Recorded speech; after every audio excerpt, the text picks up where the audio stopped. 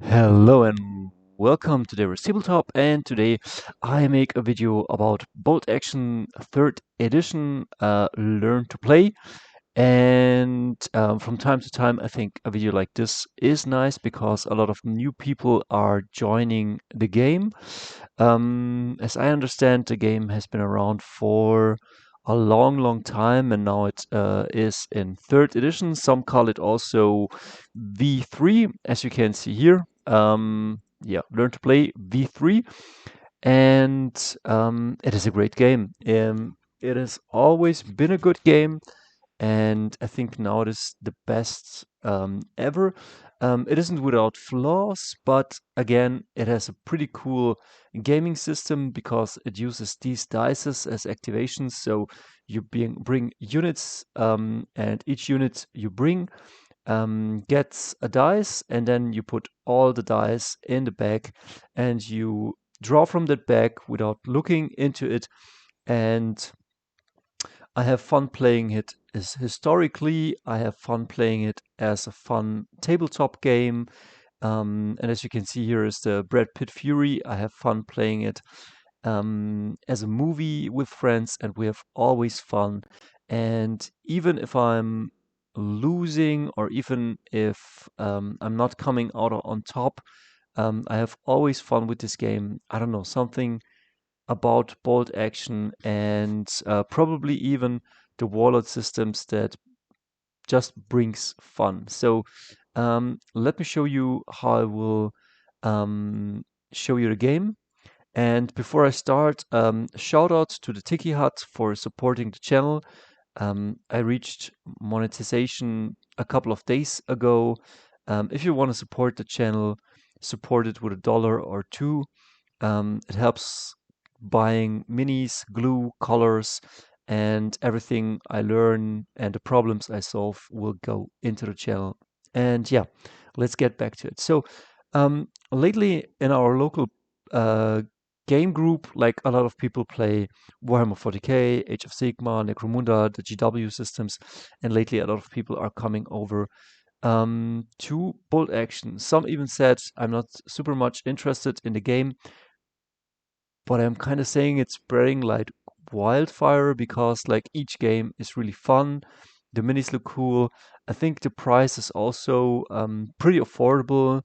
I like the scale of the miniatures, and of course the game is fun. So today I will show you a couple of the basics, and I will put down there some timestamps, and we will look at some units. As you can see here, in this table corner is standing Gleb, and he's from Ukraine. He wants to start to play BoltACtion. We played a lot of more time together, and he thought, okay, I wanna learn the game. So today, as you can see, I think this table edge is 48 inches, and here half of the table is another 48 inches, I think. And at a half of the table, we're just creating a small map with a church, with a couple of obstacles, um, area terrain, and yeah.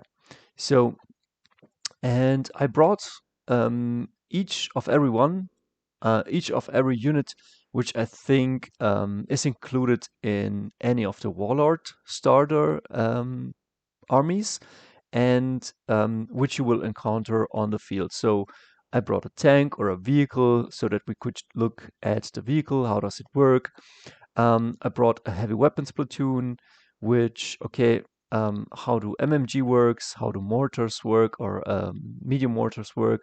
Then I brought an officer right here and two rifle teams. It's similar to 40k because like you bring one HQ and two troops. So if you played 40k or some system like a GW systems, it's the same. Like these guys have rifles, they have 24 inches of reach. Then we have in some of them we have light machine guns.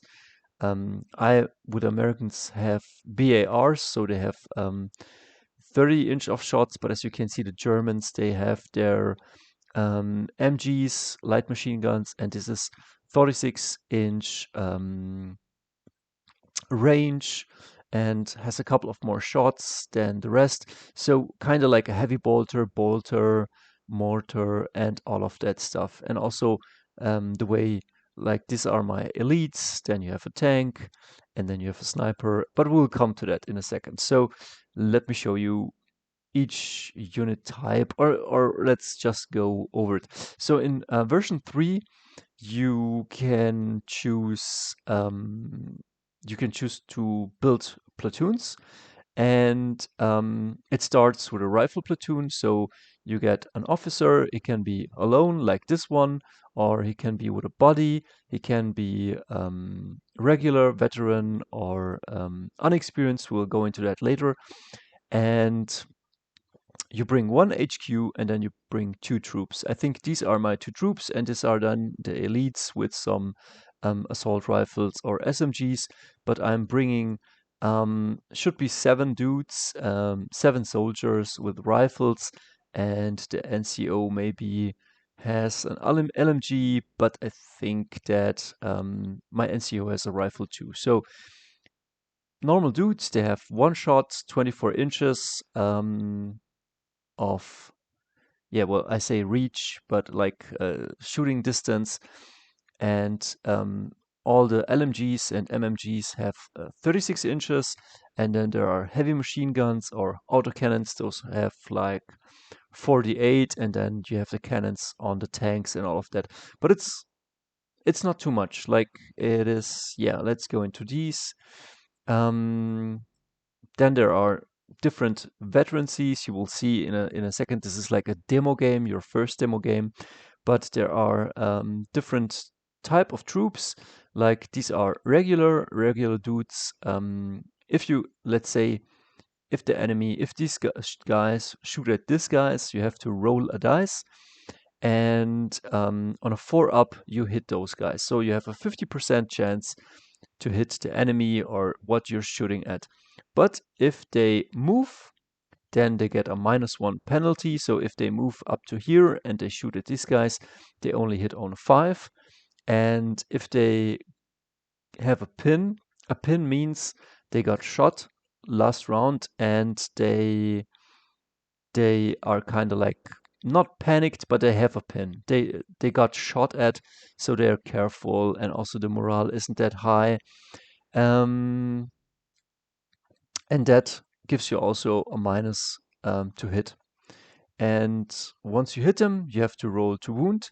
And regular dudes will be wounded on a 4 up. Veterans, like these ones I chose, will only die on a 5 up, which makes them very survivable.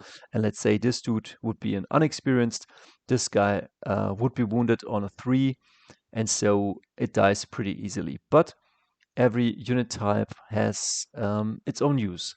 Then we have here a heavy machine gun team right here and a mortar. Usually they are also in the starter box, and I think they're really great. Like this one is kit bashed, this one is built. Your mortar will definitely look a bit better, but a medium mortar is something like this, a 3-man team. These are fixed. Fixed means they can only shoot if they were already there last round. It's like kind of yeah, they need to be like, let's say I move them in here, and then I say, okay, they are now um, they have now made their move. In German, it's called ausgerichtet. I'm not sure what's that in English, but like they build up their weapon, and now they are fixed. And once they have a fixed position, you can move them, but then you cannot shoot. These can turn and this cannot turn. So, but once they are fixed in their position, you can start shooting at the enemy, and the mortar will shoot, let's say, at these guys. I think it has a minimum range and a long range, let's say 12 to 60 inches. And then you start shooting at your enemy, and with indirect fire weapons, you're just hitting on 6. And then you're dialing in. Next turn, if you're shooting at these guys, you're hitting them on a 5, and then you're hitting them on a 4, 3, 2. Should you shoot with a mortar or an indirect fire weapon at these guys and you roll a 6, then you have already hit them, and then you're dialed in on a 2. It means if you're shooting at those guys, you just need a 2 to hit, and then you have to wound. And because a medium mortar does a 2-inch template damage, I think you should hit at least 4 guys or even a bit more. It depends on how the people stand there. And with the MMG, you need like a front arc or a 90-degree front arc with these guys. And in this front arc 90 degrees, you can shoot at everything that moves at 36 inches. And a medium machine gun, they are now good in version 3. They have 6 shots, and if you play the Germans, you have even 7 shots. So yeah, let's keep moving. So I brought an American army, as you can see here, and I brought 2 infantry squads, 1 HQ, 1 veteran squad with, I would say, Tommy guns, so that we had something for close combat shooting. And Tommy guns or assault rifles, they have the assault special rule. So if you move with them, they don't suffer from the penalty from moving and shooting. So you could advance with this guy 6 inches and shoot at 12 inches without the minus to hit penalty. And assault rifles, Tommy guns, SMG, small machine pistols, SMG, small machine guns, they have usually 2 shots, whereas a rifle has just 1 shot. So, and we will talk about the tanks in a second. So I'm explaining as I see them. This is the army I brought. Lab. I'm mirroring everything I have. So here we have the German MMG. It's a 3-man team. It's 50 points and it's 6 shots, but because the Germans, they have Hitler's Buzzsaw, that gives them 1 shot more on all of their MMGs and LMGs, so this baby produces 7 shots, which is very, very powerful. Then we have here the officer and his body. And let me show you then, we have here a normal squad, they have rifles, the NCO has a SMG, but yeah, that's just a bit for flavor. And as you can see here, we have here a light machine gun. So every normal squad can have a light machine gun, and the light machine gun comes with a loader. The loader needs to be 1 inch near this guy. And the loader cannot fire his rifle. The loader is there, is the team. So when I'm shooting, let's say these guys shoot at this unit or at this unit, you can shoot all your rifles, you can shoot your SMGs. The rifles have 24 inches range.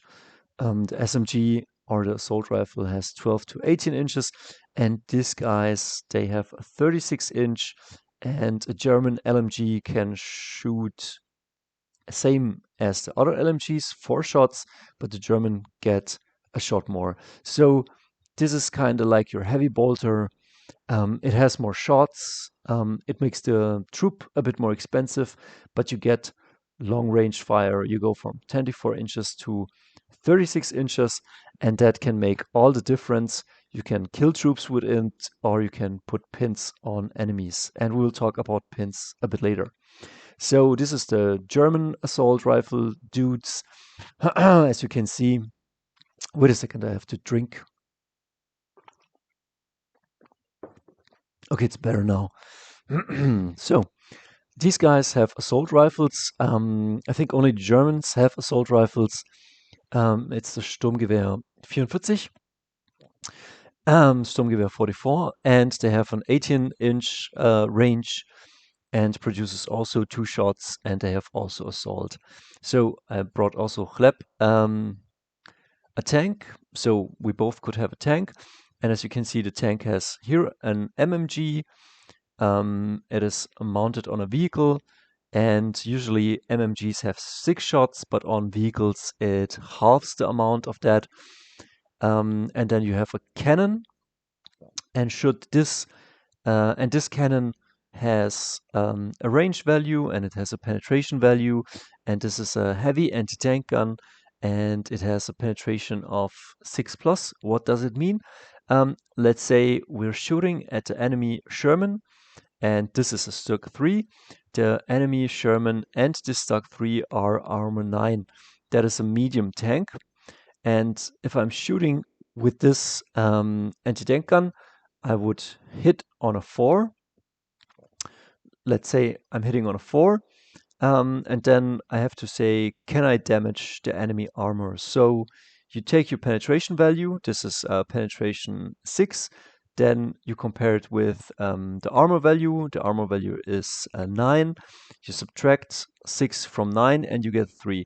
That means on a 3 plus, you're glancing the enemy tank, which is superficial damage, and then you go and look on the superficial damage table, or on a 4 up, 5 or 6, you're penetrating the hull, and then you're hitting on the penetration table, and that is much worse. But this is a good tank with a good anti-tank gun, or maybe even a better anti-tank gun, and we'll talk about that in a second. So then here I have a sniper. Snipers, yeah, snipers are fun. Some argue if they're good or not right now, but I like them. Snipers have 36-inch range. If they are not moved, if you're not moving them, they can, or this guy can use his scope. And if he uses his scope, he ignores cover. Like, as you can see here, would be a wall. Imagine some enemies would stand here. He would shoot at those enemies. And with a normal rifle, like if this guy would shoot at the guys behind the wall, let's say he would hit on a 4. I roll a dice, I get the 4. So I'm hitting them. Then there's regular troops or unexperienced, let's say regular on a 4 up. I roll a dice, I roll a 4, so I wound that guy, and then this guy would be taken off the table as a casualty. But because he's behind a wall, that would be a hard cover. That gives the guy a hard cover save. But the sniper ignores this. And the sniper, when he uses his scope, when he's standing still, when it's just firing or shooting from ambush, he gets a +1 to hit. So he's not hitting on a 4, he's hitting on a 3. So you're shooting, you're hitting on a 3, which is more than 50%. And then let's say this guy would be regular and you would wound him on a 4 up. This gives you penetration +1. So you're hitting on a 3 and you're penetrating on a 3, and that guy gets no cover save. So from a rifle, he would get a cover save, but you get no cover save if the sniper shoots at something. And that's very, very powerful. Even though right now people argue if they're if they're powerful or useful, but I still like the sniper. It's iconic.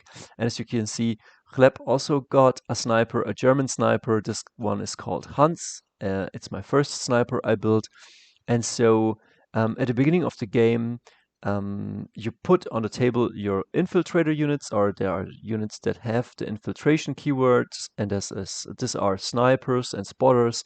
And so I put my sniper up here on this hill, and Gleb put his sniper up in the church, and then he draws the first dice of the game. So we are now in turn 1, and I think I have 7 or 8 units. I brought 7 or 8 units, and every unit gets a dice, and he has also 7 or 8 units, and he has the white dice and I have the green dice.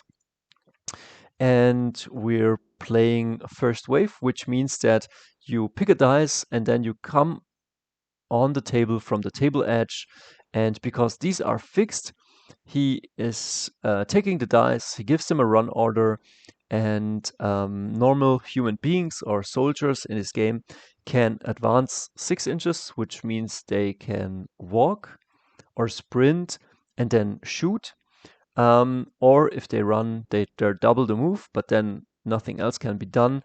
but you can run 12 inches. So with this guys, he runs 12 inches, positions them in a good position, and because they are fixed, he cannot shoot, and because he did run, they cannot shoot, but next turn they can fire in their 90-degree angle, and they can shoot 36 inches of range with 7 shots, so that's pretty good.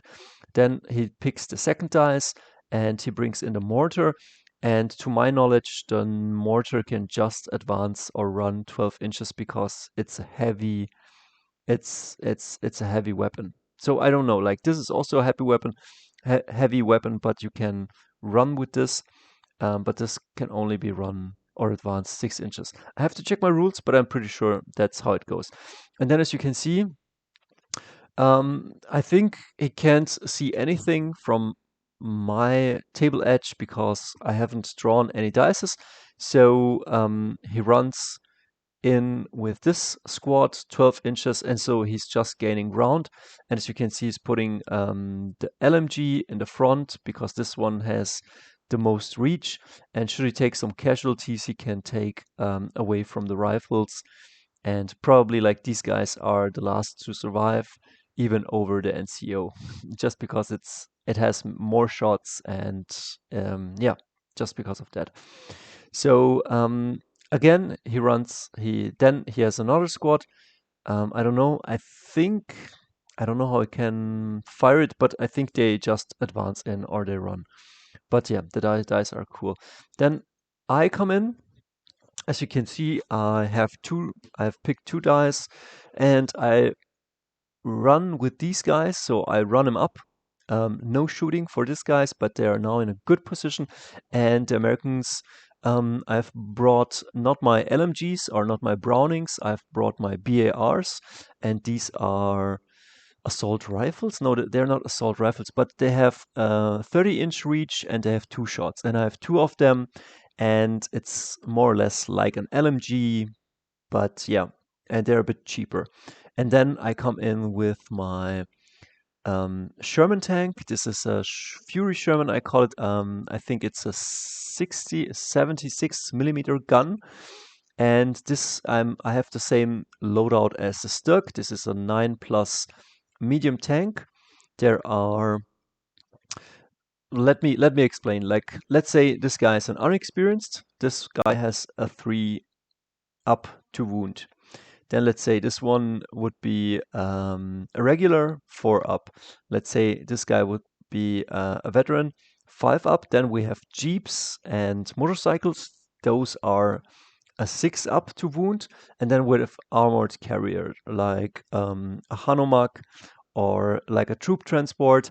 And those ones have 7 up. Then we have 8+. Those are light tanks. Then we have a medium tank. And then if you're encountering a Tiger tank, that is a 10+ tank, and that's considered a heavy tank. And then there's a super heavy tank, a King Tiger, and that one is 11 armor, so it's harder to penetrate.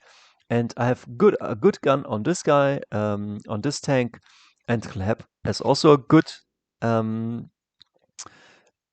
do you call it, cannon. But this one is a heavy anti-tank cannon. It is a 6+ penetration. Then there is a medium one that's a 5+ anti-tank, and then there's a light, and that is a 4+. So let's just think like you come in with a tank and it has a light anti-tank gun. That means a 4+, and you're shooting at the Stug, and that's a 9+.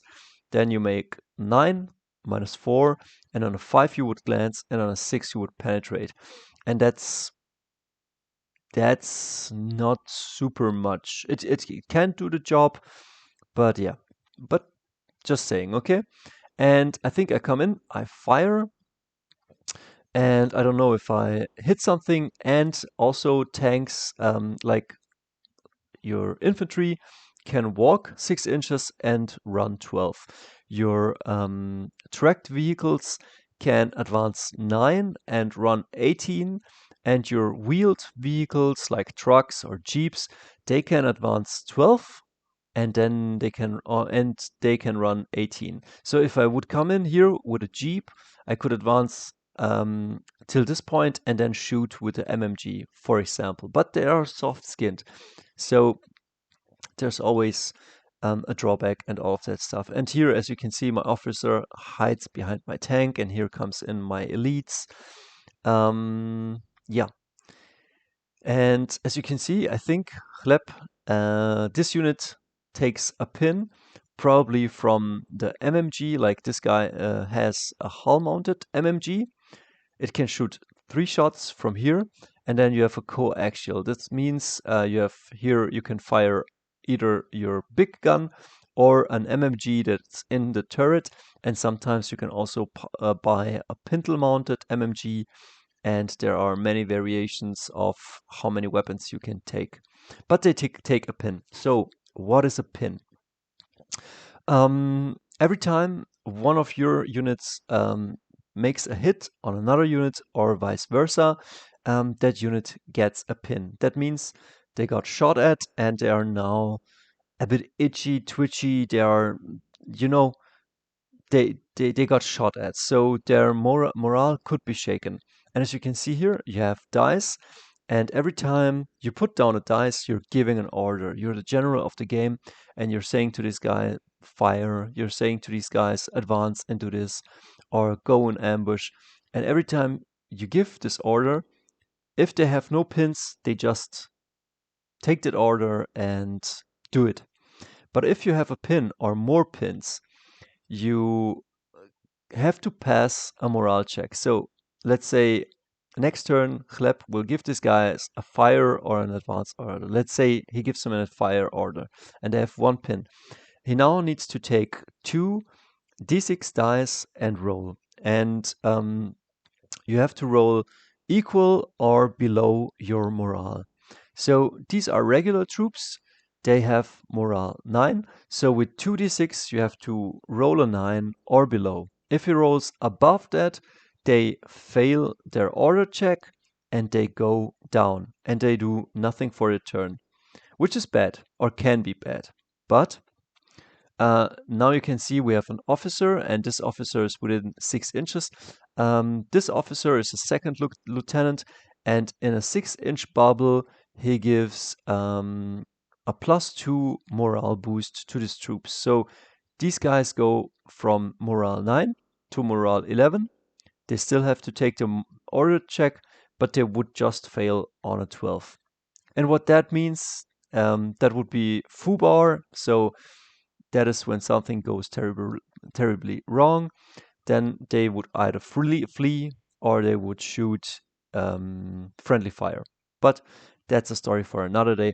But you can see pinning and morals and a failing order test is a pretty it's an integral part of the game. So now we're in turn 2. And Chleb tries to bring these guys from outflank. And I think you cannot bring them from outflank. You have to bring them turn 3. Yeah, no, wait, he's right. He puts these guys in reserve, and you could come from the right or the left table edge, but only from turn 3 on. And so he gives these guys an order, and he gives them a down order, so they just have to wait before they come in on ambush. He moves up the Stug. I think it advances. It drives 9 inches, and then it shoots at something. And I think it will shoot at this squad. It can also split fire with this MMG and with the cannon. And we'll see where he's going to shoot. But the good thing is, this guy is advanced, so I cannot go down. If somebody shoots at you and you go down, you gain additional protection. I will talk about that in a second. So as you can see, he advances, and I think like the cannon or the anti-tank gun has a lot of range, so that's not a problem. The MMG has also a lot of range, that's also not a problem, like 36 inch range, and I think 72-inch range, and we'll talk about the specifics later, but I think he's now in point blank. In point blank means if you're within 6 inches, you gain +2 to hit. So if the tank moves, if the tank doesn't move, he's hitting on a 4. If you move the troop or the unit, he's just hitting on a 5. So he would hit on 5s, but because he's in point blank, he's now hitting with his cannon and with his MMG on a 3 up to hit. That is pretty bad. And I think he shoots this guy and I lose a couple of them. On the other flank, these guys who got 1 pin from my guys shooting at them, so they just got shot at, but nobody died. I think 1, 2, 3, 4, 5. I think he lost 2 guys. And he's trying to give them an order. He rolls, and I think he rolls a 10 or an 11, and the troop goes down. So they are losing their nerves. And as you can see, this guy, these guys, I think they maybe the Stug didn't hit these guys, but you can see here a 5. I'm sure the enemy mortar is dialed in on a 5, so the enemy mortar tried to shoot at them, could see them, rolled a dice, wasn't a 6, so next turn he's hitting on a 5, and then so forth on a 4. But if in next turn he's hitting on a 5, he's dialed in on a 2. Then he advances with this guys and shoots through them through this rocky hole, or how you would call it, with the LMG, and probably takes a few casualties. My Fury Sherman advances and shoots here in the church tower. I'm not sure if I'm hitting. But yeah, they're still alive, so maybe he went down, and if I'm shooting at him and he's behind hard cover, which means a wall, and he's going down, he's gaining a cover save. So if he's behind a hard obstacle, that gives him a 4 up cover save, which is more or less a 4 up invulnerable save. And if he then goes down, it gives him an additional +2 cover save. Oh, yeah. Only if you're in point blank, then that cover save doesn't apply. So it's round 3 now, and this is the board, how the board looks. As you can see here, my mortar positioned behind this big rocky hill. My sniper's up here. These guys took a few pins and are a bit whittled down, facing off against a tank. And yeah, and on the enemy side, more or less the same. And as you can see, my mortar is dialed in on his mortar on a 5, and I think his MMG has taken a pin, and I think 3 of these guys, 2 of these guys are dead. He's only 1 wound, I think. Yeah, that's how it looks. And what's happening right now? Let's see.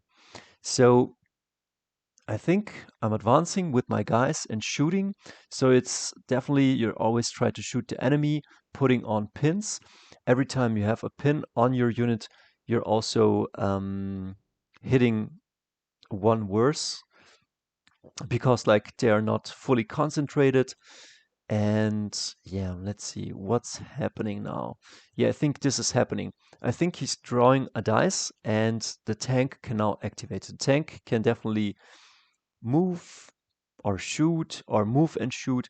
But what he's seeing right now, he's seeing that maybe he could just do a run order with the tank and run over 2 units. How does it work? We'll see in a second. So he just has to say so, and because it's more fun, he's not shooting at the units. Like if this would be competitive, I think he would just shoot at the guys, but because this is an introduction game, he's saying, okay, let's just run over them. So he's saying that it's running over them, and then the following happens. We're measuring, and the Stug will just go 18 inches in a straight line. It cannot pivot. And my units have to take a morale test, and if they fail the morale test, they get run over. If I pass the morale test, then I just move them aside 1 inch, or yeah, something like that. So he tries it. I take the morale test for this troop, and this troop, and I make the morale test with these twos, but he runs over the third one, so he could have taken them all, but I got lucky with these ones, and yeah, he runs over just one unit, and he eats my MMG team. Yeah, they're dead. And then, as you can see, he gets a dice, and in this mission we're kind of playing kill points, so it's no objectives or bridges we have to hold and gain points. It's more or less the more units you can kill, the more points you get. And then this is turn 3, and he comes in with his elite infantry, so he has to roll if he can come in from outflank, and from outflank, you have to test on your morale if you can come in. And these ones are veterans, so they only get wounded on a 5 up, and they have morale 10. But every time you come from outflank, you get a minus hit modifier for your morale test, unless you have the special ability behind enemy lines. There are some troops that have that behind enemy lines, and they don't get the -1 penalty. So he rolls it, he makes it. I think he rolls an 8 or below, or a 9 or a 10. And he comes in at this point, and now he has some openings and some moves he can do. As you can see here stands my elite troops. These are also veterans, and they have SMGs and assault like his guys have. And my tank is here. And now he's taking the chance, and he will now advance 6 inches, which he will do in a second. And these guys have Panzerfausts. Panzerfausts are one-shot weapons. They cost additional points, and they have only a very small range, 12 inches. Like, that's not super much, but we'll see what happens. So he moves him 6 inches, and because the Panzerfaust and the assault rifles are two distinct weapons, he can do split fire. Otherwise, if you take a unit, let's say I take this unit and they have all the same weapon profile or all the same weapons, or even if they have a LMG and a rifle and SMG, I have to pick one target. Like, the shots go always into one unit. But with these ones, with Panzerfaust, you can split fire. So he chooses to split fire with, I think, 2 or 3 Panzerfausts to go into the Sherman. And he's shooting in my side, so this is a 9+ tank. But if he's shooting at my side, it's just an 8+ tank. And if he's shooting at the rear, it's just a 7+ tank. And now the fun part. I think the Panzerfaust has a 6 penetration. So 6 penetration.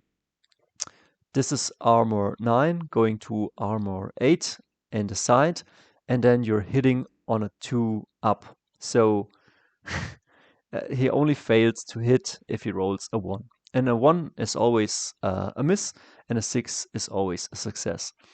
And they have 12-inch reach, but the good thing is now he's in point blank. So because he would have moved, he would have just hit on a 5, but because he's in point blank, he's now gets a +2, so he's hitting now on a 3, so he's hitting on a 3 and wounding on a 2. And I think with 3 shots, he hits 1, and he also penetrates with another one. So the Sherman is toast.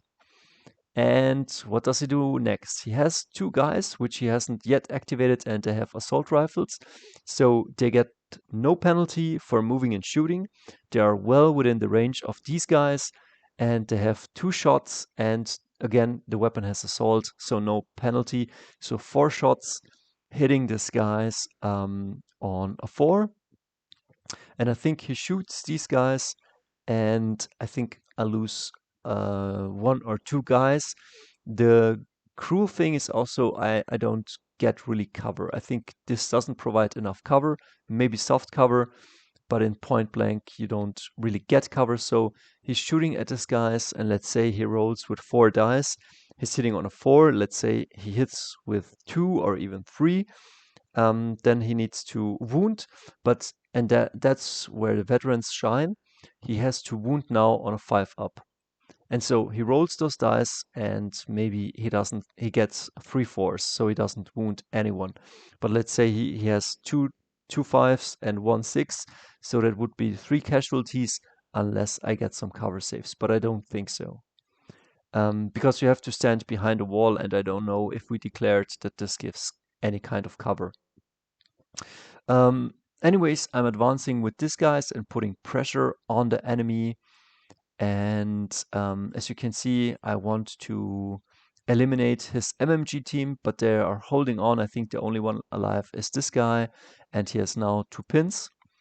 And as you can see, he's taking dice out of my bag, and he's winning right now. Also, the Stug is pressuring me on all fronts. As you can see, he stands right here, and he can shoot at these guys with his MMG. And yeah, so he's also advancing with these guys and his officer. And I think he's shooting, and I think he would, if it advances, I think he would only hit on a 5-up. And as you can see, like these guys, I don't know, they must be on meth or something, because they're hitting with pretty much everything, like a truck. Then he has to wound. I don't know how many he can wound. And I get hard cover, because if 50% of your squad is behind on obscuring terrain, you gain dead cover. So I think I would gain cover saves. Yeah, on a 4-up. But it's not looking good for my Americans. And as you can see, I think these guys then advanced and shot the Germans, and I think that troop was then gone, because they pump out 10 shots in point blank, so they're hitting.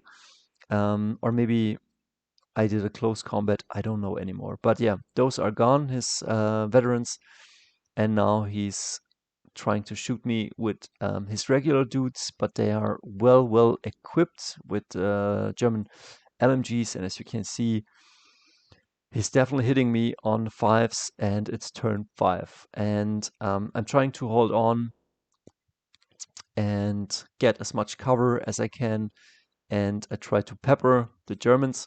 As you can see, those have 2 pins, and it means that next time he has to give an order, he might also fail that order and they go down.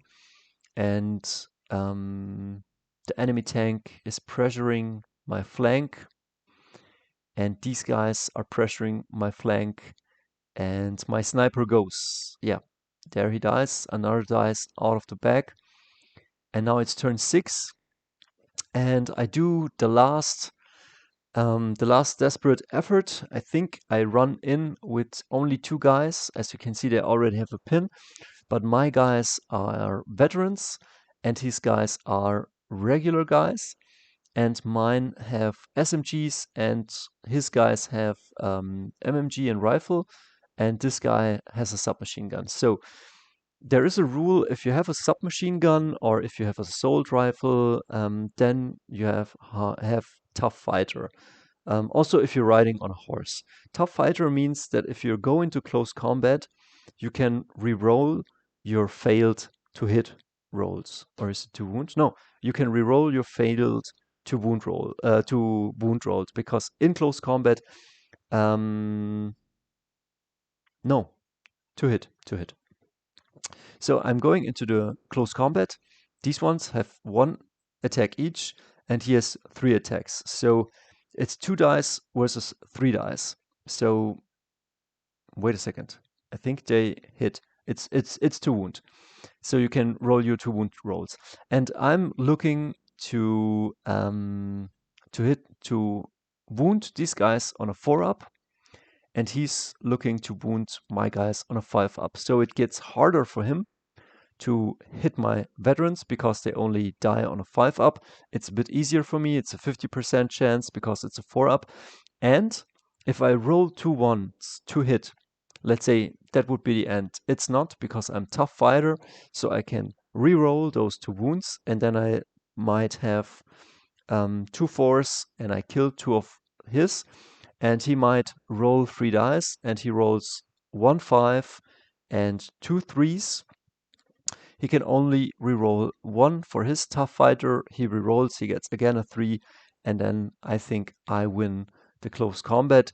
Whoever wins the close combat by 1 is the victorious one, and the others will die or surrender. So they get deleted from the board, unless it's a draw or you guys are fanatics. Sometimes Japanese and German units and even British units have the fanatic special rule, and if they have the fanatic special rule, they will not flee. They will fight until the last man, and then the melee battle just goes on until one is defeated. And I think the game ends here, somewhere along the lines. As you can see, the Stug has done good work and is now facing my officer. And yeah, I think 1, 2, 3, 4, 7 Chleb wins with 7 dice, and I have just 5. So the Germans win, and I hope you enjoyed this introduction. Probably not the best, not the worst, but yeah, maybe I could bring you BoltACtion a bit closer if you're a new guy or a beginner. And yeah,